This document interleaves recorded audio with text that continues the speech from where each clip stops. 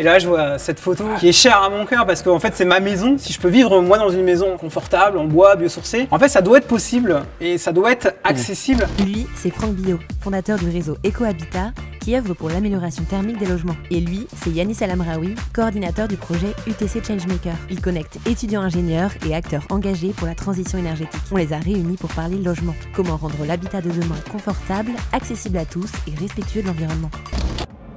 C'est quoi une maison pour toi? En fait, une maison, c'est pas que 4 murs et un toit. C'est aussi des appartements, comme on le voit, c'est des immeubles. La maison, un logement, c'est beaucoup plus. C'est un espace dans lequel on construit des relations aux autres, à l'environnement, autour. 4,8 millions de passoires énergétiques en France. Et moi, ça me pose beaucoup de questions pour ceux qui sont aussi en grande fragilité. Comment leur maison, leur logement peut en fait leur assurer un minimum de confort, de sécurité.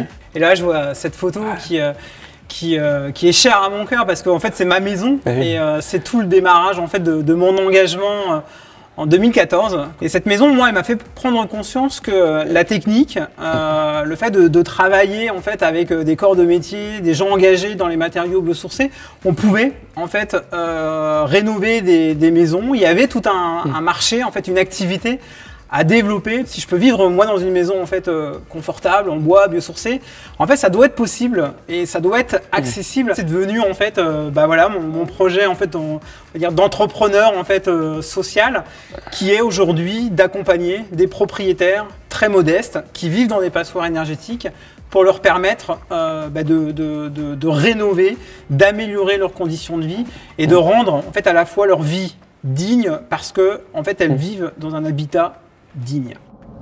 Moi, j'étais très heureux de ce projet-là entre l'UTC, donc mon école d'ingénieur, et l'association, le réseau que tu diriges, pour faire travailler des étudiants sur des projets à impact. Là, c'était pouvoir produire un guide ou en tout cas un service aux bénéficiaires de travaux de rénovation pour l'après chantier. Et ce travail-là il était super intéressant parce que des étudiants qui étaient plus dans une logique technique sont ouverts à tout l'impact social qu'avait l'initiative Réseau Ecohabitat et toute la démarche qu'il y a autour. Donc vraiment innover techniquement et socialement.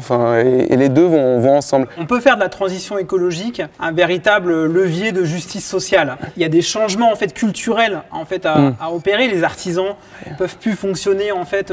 Demain ils pourront plus fonctionner comme ils fonctionnaient avant, donc en silo. Donc on a besoin d'une puissance publique qui est aussi agissante aujourd'hui. En fait, des financements, il y en a quand même, et je pense qu'il y en aura encore plus si on veut faire J'aime beaucoup ton optimisme. À ce changement de changement climatique. Construire, je pense oui, il y a 80% du logement qui est existant, mais on aura encore besoin de construire en fait des logements, des habitations. Et la façon de construire en fait des logements, pour moi, elle doit changer. En gardant toujours la première étape de repenser le besoin. Des fois, on cherche à construire des bureaux pour construire des bureaux, alors qu'il y a un certain nombre de bureaux vacants. Enfin, c'est pareil pour les logements. Donc, d'abord questionner le besoin et puis après trouver les solutions qui font sens. Habiter demain, c'est déjà imaginer des logements qui soient évolutifs, qui s'adaptent aux besoins de demain. Avoir des logements écologiques qui respectent les limites planétaires. Ouais, je suis complètement d'accord avec toi, Yanis. J'ajouterais en fait que l'habitat, il sera aussi social, il permettra ce lien. Il sera inclusif entre les personnes âgées, les personnes les plus fragiles. Et puis, en fait, il aura aussi une vertu économique pour pouvoir être accessible en fait, au plus grand nombre.